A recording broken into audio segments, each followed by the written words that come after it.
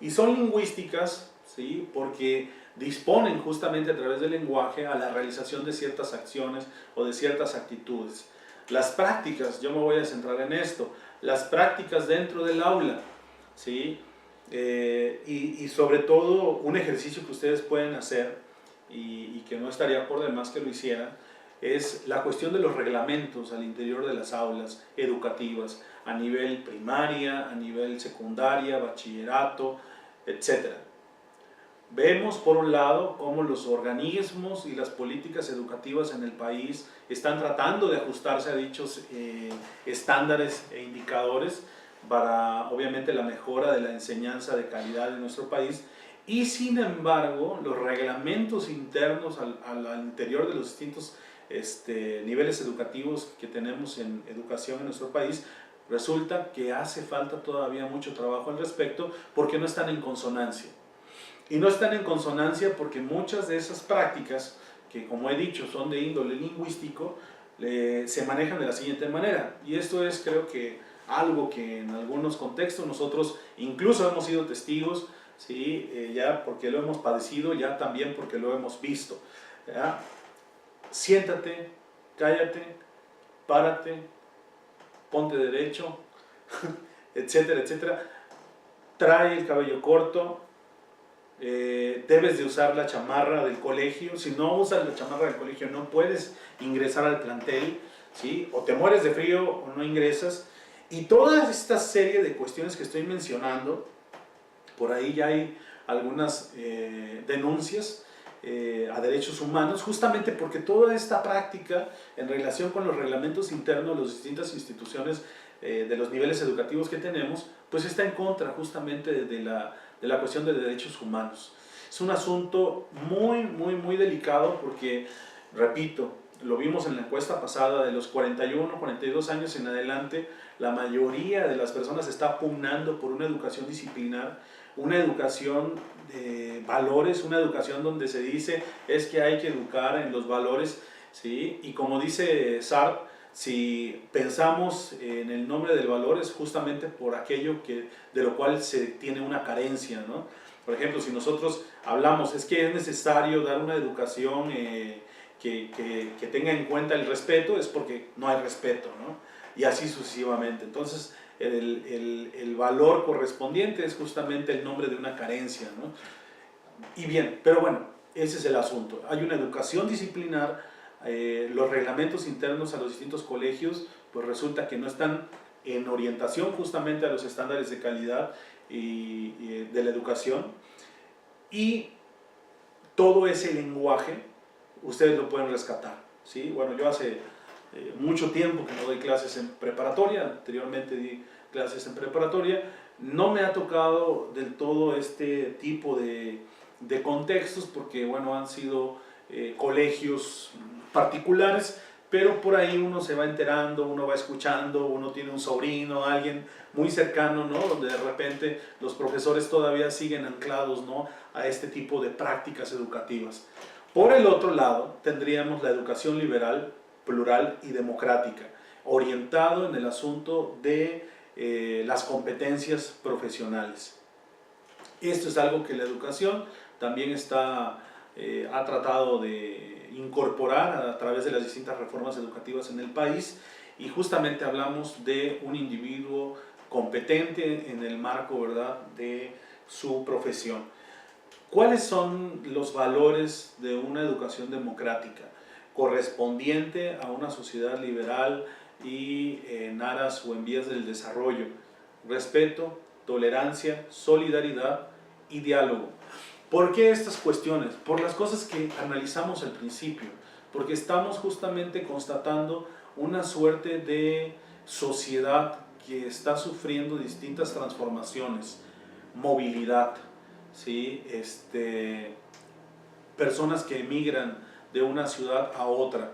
O sea, nuestro mundo es muy cambiante. Una de las cosas que podemos constatar es cómo el mundo se está transformando a una velocidad muy rápida. No me refiero solamente a la cuestión de la tecnología y de los medios de comunicación, sino justamente a toda la cuestión relacionada con la cultura, los valores y las creencias que una sociedad determinada tiene. ¿sí? Entonces, a mí me parece que la actitud de quedarse replegados sobre sí mismos, ¿verdad? De querer construir grandes murallas para poder salvaguardar una cierta identidad cultural, son aspectos que definitivamente pues no son del todo viables, porque justamente hay otras instancias a través de los medios de comunicación masivo, de las tecnologías y demás, a través de los cuales uno está teniendo interacción social e intercambio cultural de forma constante. Podríamos mencionar también en ese sentido muchos ejemplos, pero no lo voy a hacer ahora por las cuestiones del tiempo, sino solo mencionar que justamente frente a esta transformación social y cultural que tienen las sociedades actualmente y de la interacción cultural en cuestión de valores y creencias que se tienen y de obviamente el intercambio, pues necesitamos justamente esta suerte de valores, ¿sí? Respeto, tolerancia, solidaridad y diálogo. Si bien es cierto, hay un predominio del sujeto narcisista, del sujeto consumista, ¿sí? Individualista, que está pensando solo en su propio interés, que está pensando en estudiar, obviamente para dejar de estudiar, que está pensando en trabajar para dejar de trabajar, etc. Y a ese sujeto hay que oponerle otra suerte de valores, ¿sí? Aquí los tenemos. No solo tenemos que estar yéndonos con la corriente, como lo decíamos anteriormente, sino también mostrarle a este individuo que el sacrificio, que la constancia, que el esfuerzo, que el trabajo también son valores formativos y que en ese sentido también no solo debe mirar a su propio bien, sino justamente a un bien común que es el bien de todos y que ese bien lo tiene que respetar también.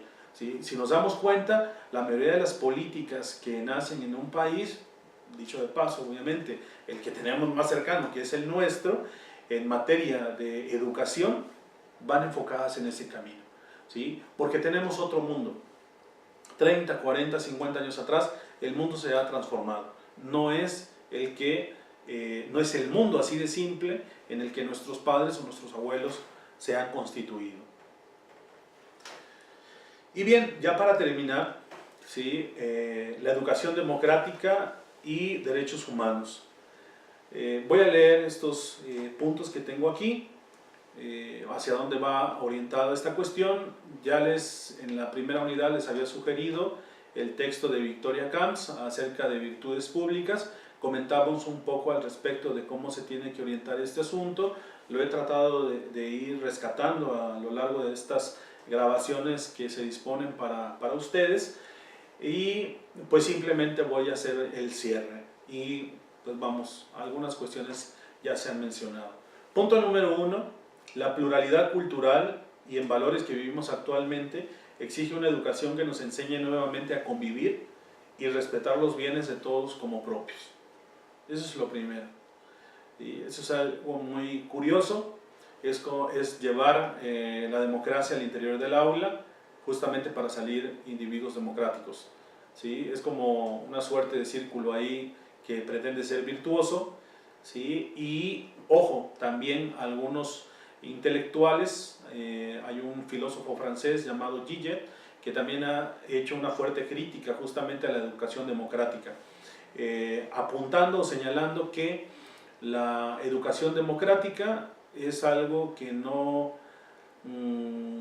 por decir así lo voy a decir, que no sirve justamente para formar individuos tolerantes, respetuosos y democráticos, ¿sí? Gillet dice que en materia de educación hay que ser autoritario, ¿sí? Es un profesor, así dicen las palabras de Gillet, es un profesor el que nos va a salvar, pero esta salvación tiene que venir no por la condescendencia, no por el diálogo, no por la tolerancia, sino por el lado del autoritarismo. Bueno, ahí está para pensarse.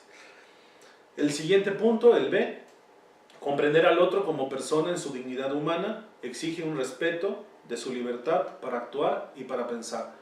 La cuestión de la libertad como autonomía del pensar y del actuar es un valor heredado de la Ilustración y que se sigue promoviendo hoy en día, ¿no? A pesar de la diversidad de nuestras sociedades postmodernas, se sigue apelando justamente a esta. Y claro, una de las cosas que tenemos que tener en cuenta en ese sentido es el comprender al otro, ¿sí? Justamente en ese actuar y en ese pensar, y justamente en ese respetar al otro en su plano intelectual y en su plano moral, pues exige obviamente ciertos valores como el respeto, la tolerancia, etcétera, que también tienen que ser pasados por la reflexión para las sociedades contemporáneas. Eso lo hace Victoria Camps, que es el texto que les he sugerido a ustedes.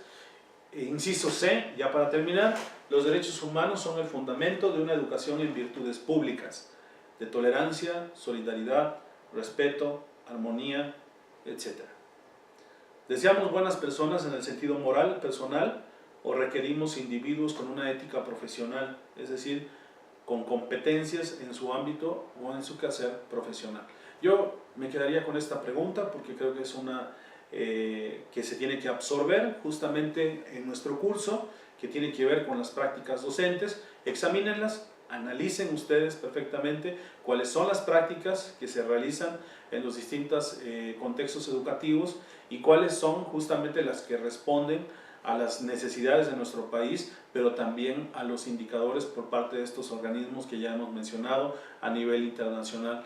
Una de las cosas que a veces se constata es que la urgencia global es una, y lo que hacen los países, ¿sí?, al interior justamente de sus propias necesidades, corren por un asunto distinto.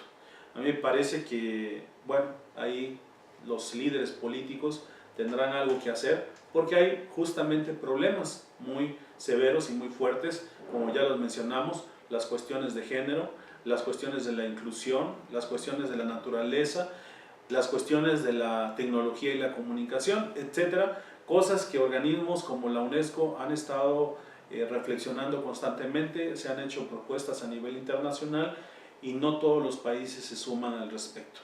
Pues bueno, yo los dejo con esta pregunta que se ha gestado.